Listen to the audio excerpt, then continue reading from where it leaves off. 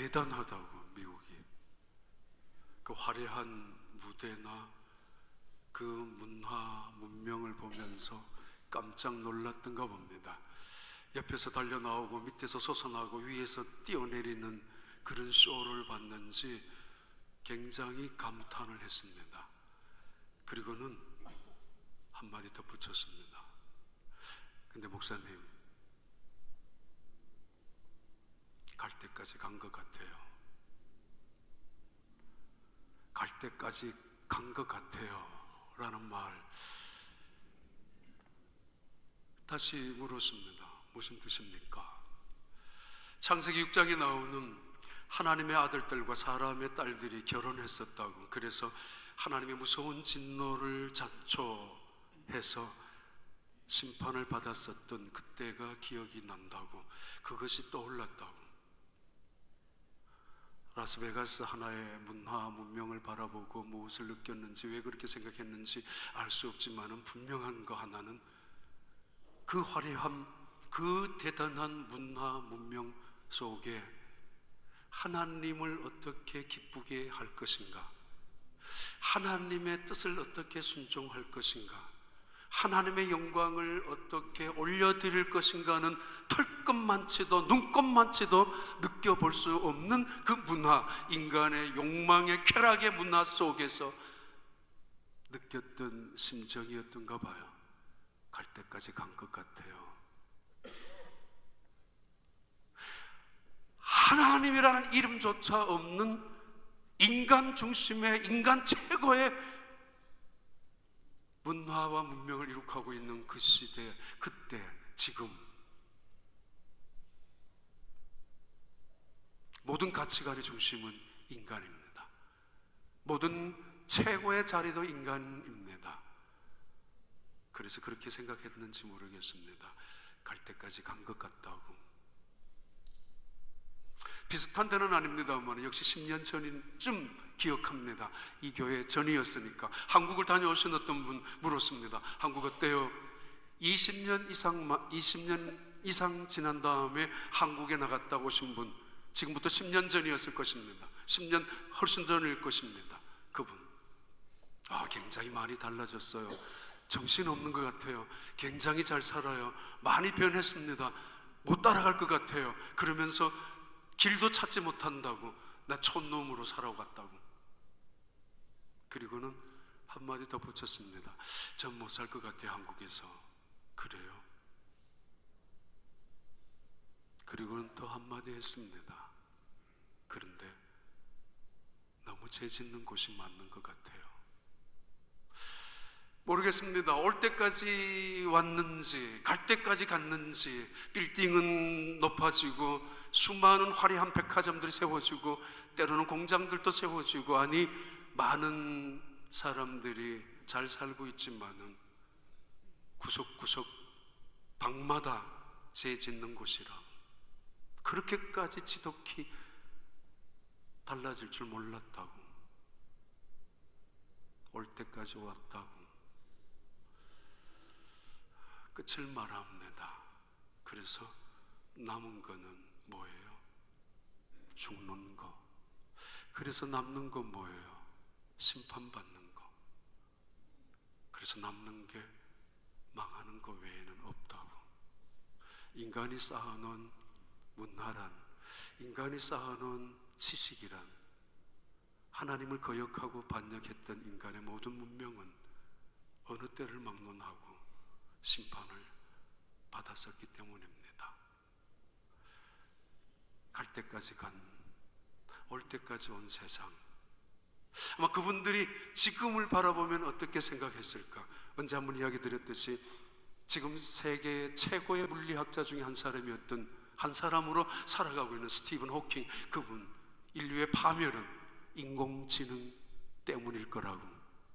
인간의 지능으로 인하여 만들어놓은 로봇의 지능, 우리가 상상하는 이상으로 로봇 세계 속에 살아가고 있습니다. 너무 많은 인력이 떨어져 나갈까 봐 급격하게 사용은 못하고 있지만은 굉장히 많은 자리까지 로봇의 지능이 움직이고 있습니다. 갈 때까지 간 세상, 성경의 이야기가 그렇게 시작합니다. 하나님은 예수님을, 그의 아들을 자기 땅에 보내셨습니다. 자기 백성에게 보내주셨습니다. 그 백성을 구원하기 위하여, 인류를 구원하시기 위하여 하나님은 그 아들을 보내셨습니다. 그러나 자기 땅에 오셨던 그의 하나님의 아들을 세상 사람들은 거절했었고, 심지어 자기 백성을 구원하기 위하여 이 세상에 보내신 메시아를 세상 사람들은 그를 십자가에 달아서 죽이고야 말았습니다. 끝입니다. 갈 때까지 간 세상입니다. 수백 년, 수천 년 내려오면서 많은 선지자들을 보내주셨고, 참을 만큼 참아오셨고, 기다릴 만큼 기다려오셨고, 보여줄 만큼 보여주셨고, 그리고 때로는 때릴 만큼 때려주셨던 하나님, 그러면서 결국 그의 아들을 보내주셔서 이제는 돌아올 것이라고 기대해서 아들을 보내주셨지만은 결국 그들은 그 아들을 십자가에 죽게 만들고야 말았습니다. 이제는 끝입니다. 망하는 길 외에는 없습니다. 그렇게 구약은 끝났습니다. 그렇게 이 세상의 역사는 막을 내립니다. 당연합니다. 하나님이 주관하는 세상, 하나님께서 다스리는 이 세상, 얼마든지 하나님은 그 시대를 끝낼 수 있었을 것입니다. 얼마 지나지 않아 십자가에 죽으셨던 예수님 다시 살아났다는 소문을 들었지만은 별로 신경 쓰지 않았습니다. 예수님 따라다녔던 제자들도 뿔뿔이 흩어졌고 도망을 쳤고, 한때는 수만 명의 군중들이 그를 에워싸고 마치 큰일이나 해낼 것처럼 굉장한 군중들이 따라다녔지만은 순식간에 잠잠해지고 만 그때 대제사장들이나 그리고 당국자들은 한숨을 쉬면서, 안도의 한숨을 쉬면서 이제는 끝이 났다라고 자기들 나름대로 끝을 이야기했었습니다. 그런 세상에 하나님은 끝을 내고야 말아야 될 하나님이셨습니다. 부활하셨다는 소식을 들었지만은 그것이 오래가지 못했었고, 부활하셨다는 소문을 들었지만은 그들 생각에는 나무에 달려 죽은 자가 어찌 메시아일 수 있겠느냐라고 치부해버리고 말았습니다. 신명기 21장 23절의 말씀처럼 나무에 달린 자마다 하나님께로부터 저주를 당한 자라고 말씀하고 있기 때문입니다. 그래서 십자가에 달려 죽으신 예수 그리스도, 그가 설마 다시 부활하셨다는 이야기를 들었다 할지라도, 부활했다 할지라도 그는 결코 메시아일 수 없다라고, 그는 절대로 하나님의 아들이 될 수 없다라고 그렇게 치부하면서 복음서는 끝이 나고야 맙니다. 다시 부활하셨던 예수님은 몇몇 제자들을 불러 모아놓고 40일 동안 계셨다가 그리고는 하늘나라에 가셨습니다. 이제는 완벽하게 끝입니다. 그분이 하나님의 나라에 승천하셨기 때문입니다.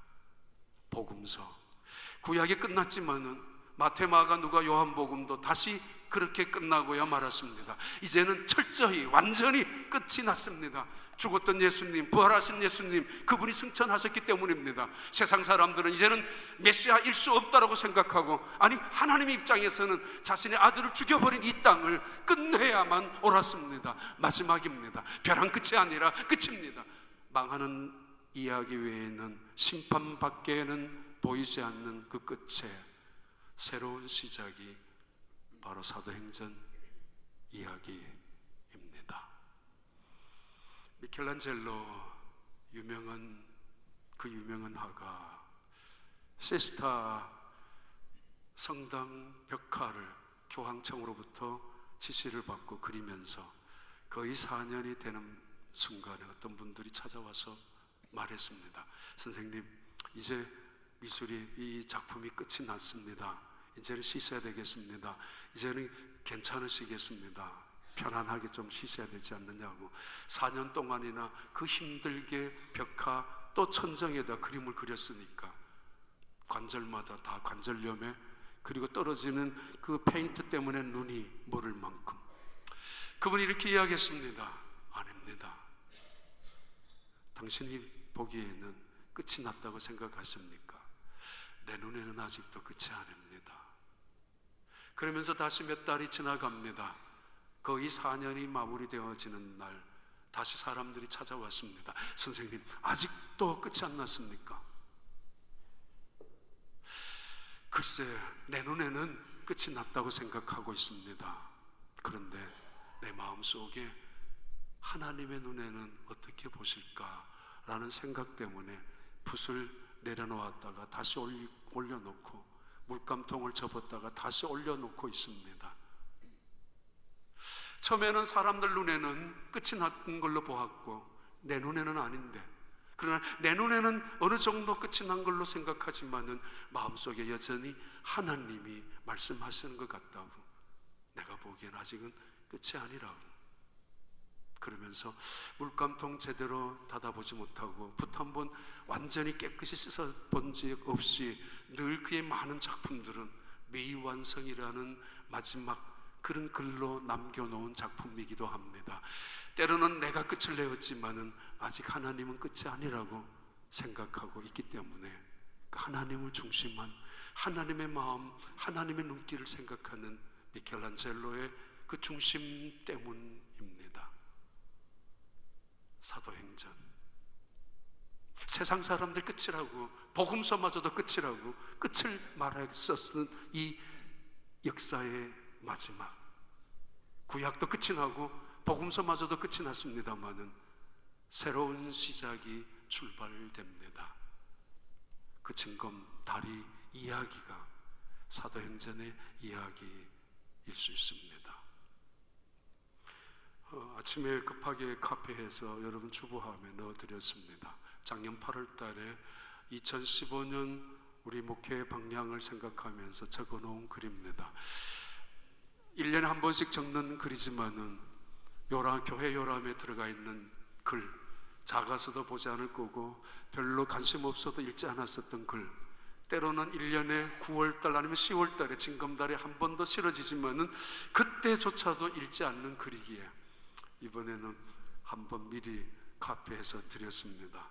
이유는 오늘 설교에 중요한 오리엔테이션이 거기에 있기 때문입니다. 지금 읽으셔도 되고 집에 가서 읽어보셔도 될 것입니다. 사도행전, 이 책을 저는 징검다리 책이라고 부르고 싶습니다. 왜냐하면 복음서, 예수 그리스도 한 분의 독창소리, 솔리스트의 그 웅장한 그리고 거룩한 예수님 홀로 불렀던 독창이 세상을 향하여 울려 퍼지지만은 끝이 나고 말았습니다. 그러나 사도행전에는 하나님을 믿는, 예수님을 믿는 많은 성도들이 함께 부르는 마치 오라토리오처럼 웅장한 합창이 이루어지고 있는 그 책이 사도행전입니다. 복음서에서 서신서로 연결되는 징검다리의 역할을 하고 있고, 구약의 유대교에서 신약의 바로 기독교로 만들어지는 중요한, 매우 중요한 다리 역할을 하는 책이 바로 사도행전입니다. 더 나아가서 교회 안에의 신앙의 공동체가 세상을 향하여 나아가서 믿음으로 살아가는 사람들의 이야기, 교회 안에 예수 그리스도를 고백한 하나님의 백성들이 세상을 향하여 예수가 누구인지를 증언하고 선포하는 그 사람들의 이야기, 그 사람들의 발자취가 바로 세상과 교회를 연결해주는 다리, 사도행전에 나타나는 의미이기도 합니다. 사도행전 1장 1절과 2절은 그 징검다리의 시작이, 서문이 이렇게 시작을 하고 있습니다. 데오빌로여, 내가 먼저 쓴 글에는 무릇 예수께서 행하시며 가르치시기를 시작하신부터 2절에 그가 택하신 사도들에게 성령으로 명하시고 승천하신 날까지 이를 기록하였노라. 1절 한번 다시 봐요. 데오빌로요, 데오빌로. 보통 명사로 쓴다면은 데우스라는 하나님이라는 단어와 필로스, 필리아라는 사랑이라는, 우애라는 단어가 합해진 단어입니다. 일반적으로 하나님을 사랑하는 자 혹은 하나님과 우정을 나누는 자, 하나님을 믿는 자, 하나님과 함께 살아가는 사람에게 던져주는 수순자를 사실은 밝히고 있는 이 편지의 시작, 이 역사서의 시작이기도 합니다. 데오빌로.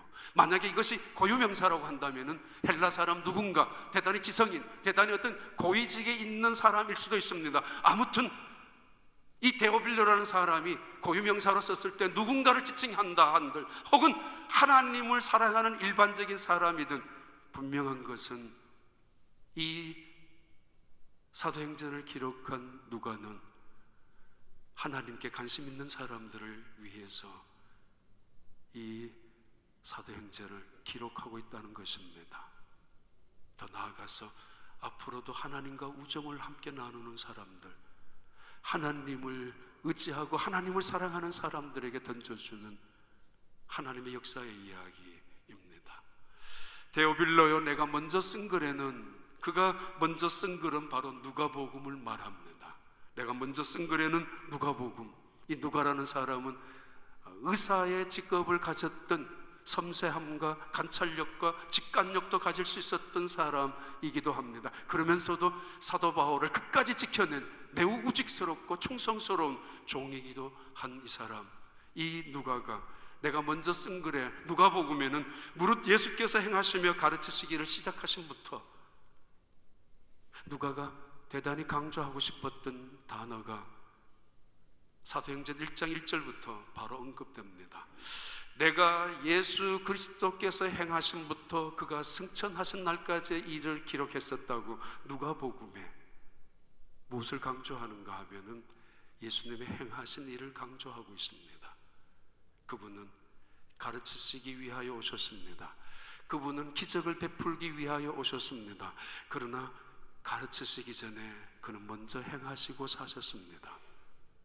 낮아지셨고 말구유에 마치 죄인처럼 죄인들과 함께 사셨던 예수님, 겸손하라고 가르치시기 전에 먼저 그분은 세례 요한의 무릎 아래 내려가셔서 세례를 받으셨던 예수님, 먼저 다른 사람들에게 섬기라고 말하기 전에 먼저 행함으로 그 스스로가 다른 사람의 발을 씻겨 주시기도 하셨던 예수님, 행하심이 먼저였던 예수님이십니다. 그는 이 세상에서 위대한 가르친 스승이었습니다마는 행하시고 가르치셨고, 가르치신 대로 행하셨고, 행하신 대로 살아가셨습니다. 그래서 사도행전의 역사, 사도행전의 가장 중요한 단어는 행함이라고 말합니다. 프락세이스라고 하는 헬라어에서 나온 단어이고, 이것에서 라틴어까지 나옵니다.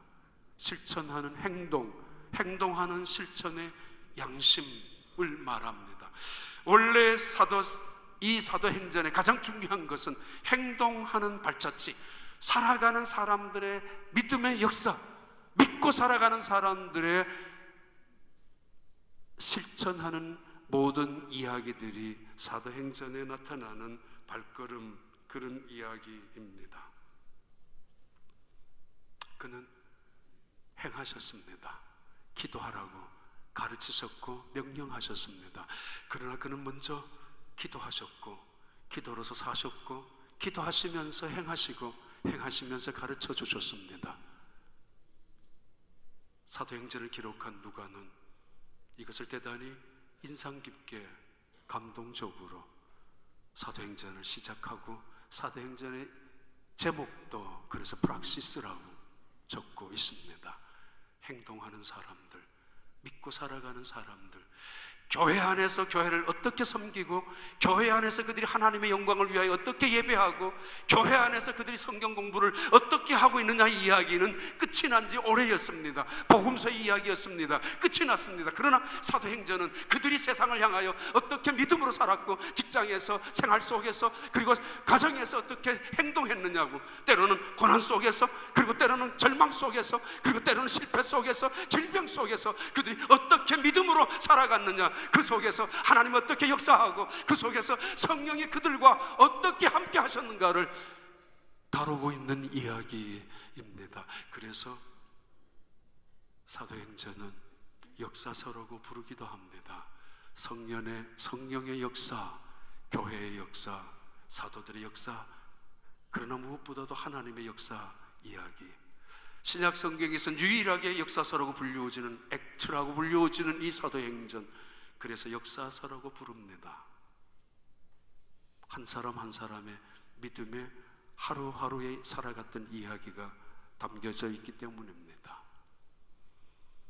미켈란젤로, 그의 마음속에 그 유명한 데이빗상을 조각하고도, 그 굉장한 피에트상을 조각하고도 늘 마음속에 남아있었던 것, 하나님이 이 작품을 기뻐하실까?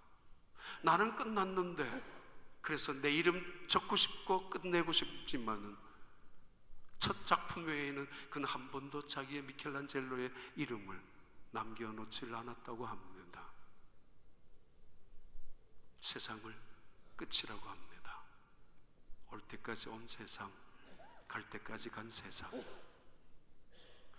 2월 1일 고토 겐지라는 일본 사람이 참수당했던 동영상이 거의 확실시되면서 죽은 걸로 그렇게 인정하고 있습니다.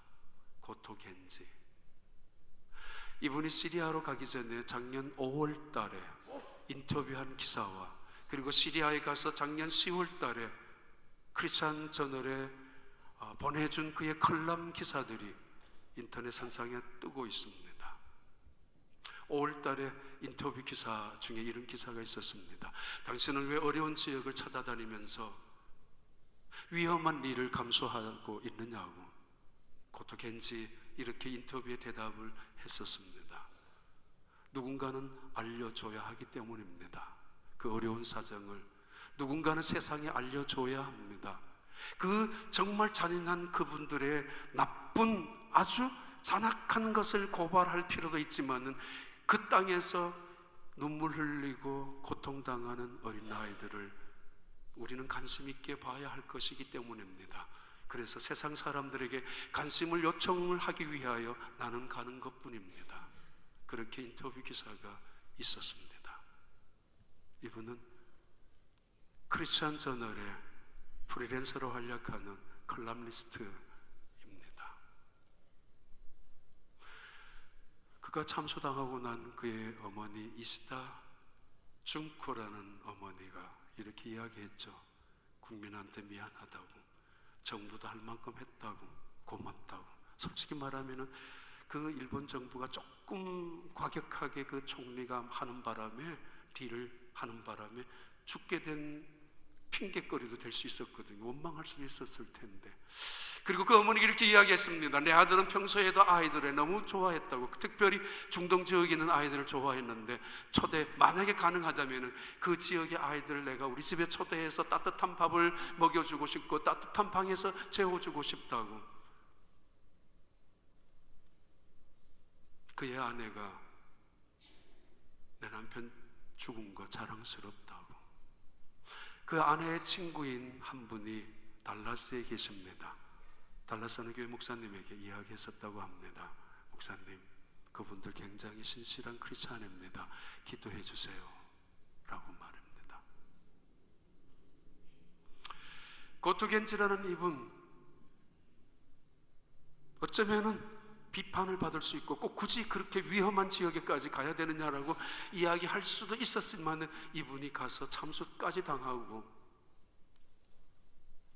제가 생각한다면 세상에 알리고 싶다고, 다리가 되고 싶다는 이야기일 수 있지 않습니까?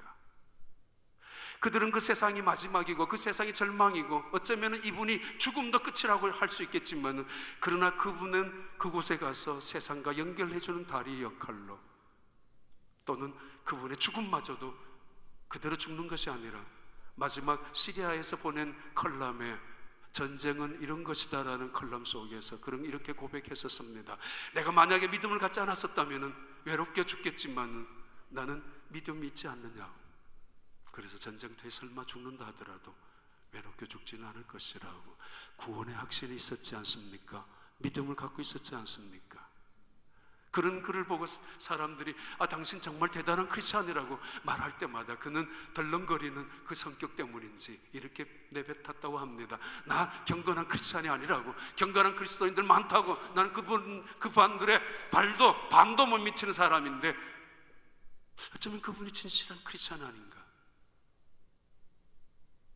다리 역할을 해주려고 그쪽의 위험한 지역에 쫓아가서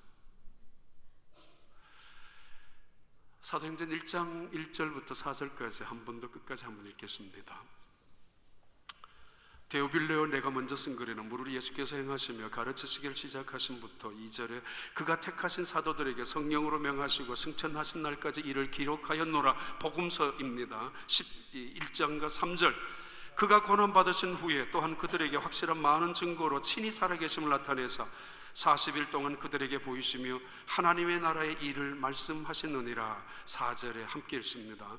사도와 함께 모이사 그들에게 분부하여 이르시되 예루살렘을 떠나지 말고 내게서 들은 바 아버지께서 약속하신 것을 기다리라. 앞으로 언제까지 계속할는지 모르지만 사도행전 아마 계속하게 될 것입니다. 오늘 오리엔테이션 시간입니다. 사도행전 징검다리의 책 사도행전. 작년 10월 달부터 제 마음속에 남아있는 이야기가 있습니다. 그래서 사도행전 시작하면서 이 말씀을 드리고 싶다라는 걸로 갖고 있었던 이야기인데 이것은 켄트 브렌틀리라는 의사의 이야기입니다. 작년 7월 초에 미국에서 라이베리아로 선교사로 파송되어진 의사입니다. 라이베리아. 에볼라 환자들이 들끓고 있는 그 지역에 아직 치료약이 개발되기도 전에 그들을 치유하기 위하여 자원해서 가신 켄트 이 의사입니다. 2주일도 안 되어서 에볼라 바이러스에 감염된 것을 알았습니다. 고열이 일어나고 구토가 일어나고 설사가 일어나면서 확인한 진단 결과 자기도 에볼라에 걸렸습니다. 미국에 연락을 했습니다. 그리고 함께 일했던 낸시라는 간호사도 에볼라에 감염되었습니다. 문제는 이 의사와 간호사를 미국에 데리고 와서 치료해야 될 것인가 말아야 될 것인가 굉장히 많은 찬반 논란이 있었습니다. 작년 9월, 10월, 11월까지 아무 병원에도 이들을 맞아서 치료하려고 선뜻 나서는 병원도 없었고 누구도 오히려 이들을 비난했습니다. 소영웅주의자가 아니냐라고. 그 위험한 지역에 그걸 모르고 달려갔느냐고. 아니 어떤 사람들은 미국 땅에는 섬겨야 될 사람이 없느냐고. 어쩌면 더 많은 사람들이 미국에서는 섬겨야 될 대상들이 있을 텐데 꼭 굳이 그 멀리로 아니 가야 되느냐고. 그래서 이 사람들이 우리 미국 땅에 다시 온다면은 그 감염 접는 속도가 빨라질 텐데 어떻게 누가 책임지느냐고. 그렇게 비난 비판 받고 있는 그 순간에 조지아 있는 에모리 병원에서 그들을 받아주었습니다. 우리 병원에 오라고. 그리고 우리 병원의 최고의 의료시설을 가지고 당신들을 치료할 것이라고. 당신들은 그런 자격이 충분하다고. 그래서 사마리탄스 펄스라는 사마리아인의 지갑이라는 선교 후원단체, 빌리그레함 목사님의 선교단체 중에 하나입니다. 빌리그레함 목사님의 아들 프랭크 그레함 그 목사님이 전세 비행기를 내어서 이분들을 에모리 병원에 데리고 왔습니다. 데리고 와서 치료를 했습니다. 나았습니다. 코토겐지라는 분은 죽었습니다. 네, 이분들은 바이러스균 감염된 것이 치료가 되었고, 치료가 된 다음 미국 국회의사당에 가서, 그리고 오바마 대통령 백악관에 가서도 만나면서 이야기한 증언이 있습니다. 왜 갔느냐고. 이유는 하나입니다. 하나님의 말씀의 순종 때문에. 예수님께서 우리에게 그렇게 말씀하셨기 때문에 순종하는 것 외에는 없었다고. 이 말을 남부침례교 신학대학교 총장이었던 총장 그분이 이렇게 컬럼에서 적었습니다. 알버트 모흘러라는 총장입니다. 그분이 기독교인은 교회 안에서의 기독교인이면 의미 없다고, 행동하는, 실천하지 아니하는 기독교인이라면 그것은 아무짝에도 쓸모없다고. 사도행전, 행동하는 그리스도인들, 순종하는 그리스도인들, 그래서 믿고 세상을 향하여 나아간 그들의 이야기입니다. 이 켄트 국회의사당에 가서도 또는 오바마 대통령한테서도 자기 마음을 이야기했었다고 그러지 않습니까? 바이러스 감염이 되었을 때 온몸의 전율을 느낄 만큼 찾아온 것이, 야, 이거 내가 죽는구나, 억울하다, 내 두 딸은 어떻게 되지, 내 가족은 어떻게 되지, 하나님 내가 왜 이렇게 죽습니까? 라는 생각이 추호도 아니고 어떻게 그런 생각이 찾아왔는지 모르지만은 자기 몸에 전율이 느낄 정도로 평안함이 찾아왔었다고. 평온함이, 알 수 없는 평온함이, 누구도 줄 수 없는 평온함이. 그래요. 일본 사람 이야기해서 너무 죄송한데요, 싫어하는 사람도 많겠지만, 고토 겐지 참수당하고 나서 그가 다녔던 교회 목사님이 타카히시 카즈토 목사님이고, 그가 주일이면 나갔던, 도쿄에 있었을 때 주일이면 나갔던 교회가 덴엔초 교회였습니다. 그가 인질로 붙잡혀 있는 10월 달부터 죽기까지 그 교회에는 이분을 위하여 기도했었습니다.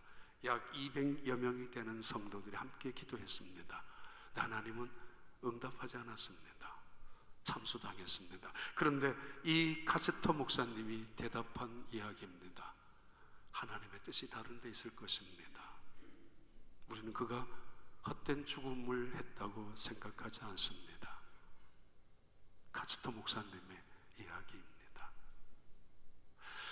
여러분, 요즘이야 비행기 타면은, 태평양 건너면은 한국이 나온 걸 다 알죠.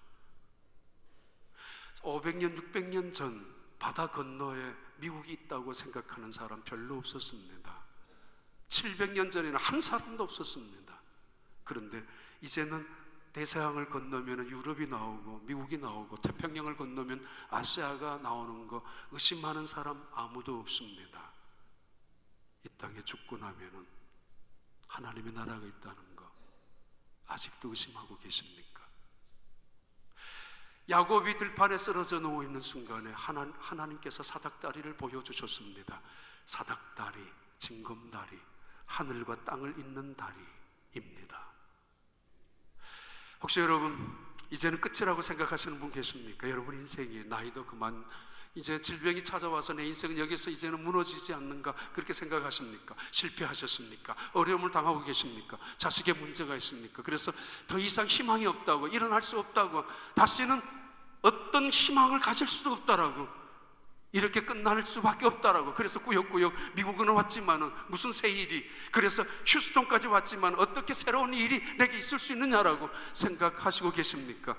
여러분, 하나님은 언제나 새 일을 꿈꾸고 계시고 새 일을 계획하시고 계시는 분이 하나님이십니다. 너희는 옛적 일을 기억하지 말며 이전 일을 생각하지 말라. 보라, 내가 새 일을 행하리라. 누구든지 그리스도 안에 있으면 새로운 피조물이라.